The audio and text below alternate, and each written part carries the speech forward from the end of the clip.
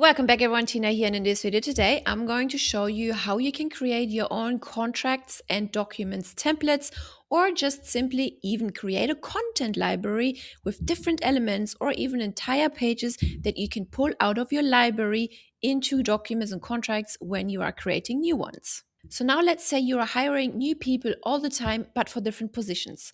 And for different positions, maybe you need to add different timetables or different pricing points, different terms and conditions, and so on and so forth. You can even save those individual elements into the content library and just pull them out whenever you need them. So let's click on payments on the left, select documents and contracts at the top, click on all documents and contracts and click on plus new, or select an existing one. Then right here at the top, you see this icon, the content library. If you click that, a new window will pop up on the left-hand side, which will show you different templates. You can scroll through and see if there's any template that you like. You can select it by just simply dragging and dropping it over, and you can see the content has already populated onto this document. Now let's go back one step.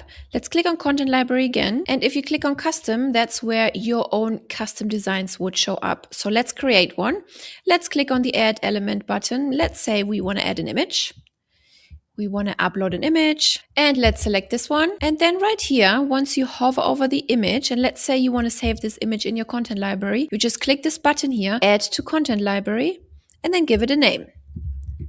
Header image or logo or whatever it is. Then click add to content library, and tada, successfully saved. Once you go back to the content library, you click on custom, and here you can see your element shows up right here. And it will show up in every single future document or contract that you're looking to create. And then you can just simply drag and drop it over, just like we did before with the other template. And you can do the same thing with text, for example, as well, or any other element. You just move it over.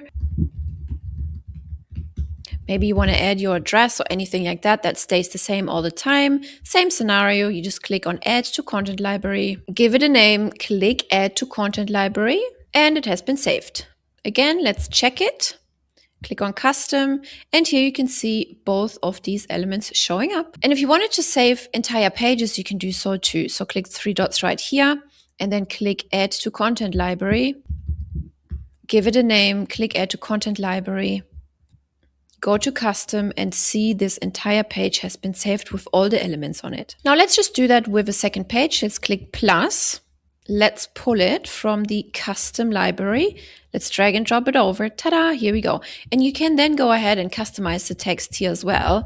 Of course, adjust it and so on, but it will not affect your actual template within the content library. It will only affect the text block that you can see right here on the document. Once you're done, make sure to hit save to not lose your designs. Now, another cool thing is, which is optional, of course, if you go to templates, so we stay under payments, contracts, and documents, and then we click on templates, we can find the content library tab right here. So here you can see all of your elements, and you can share it to different locations. To do so, click the three dots, click on share, click the drop-down menu, then type the name of your other location where you would like to push this design to, and then simply click share.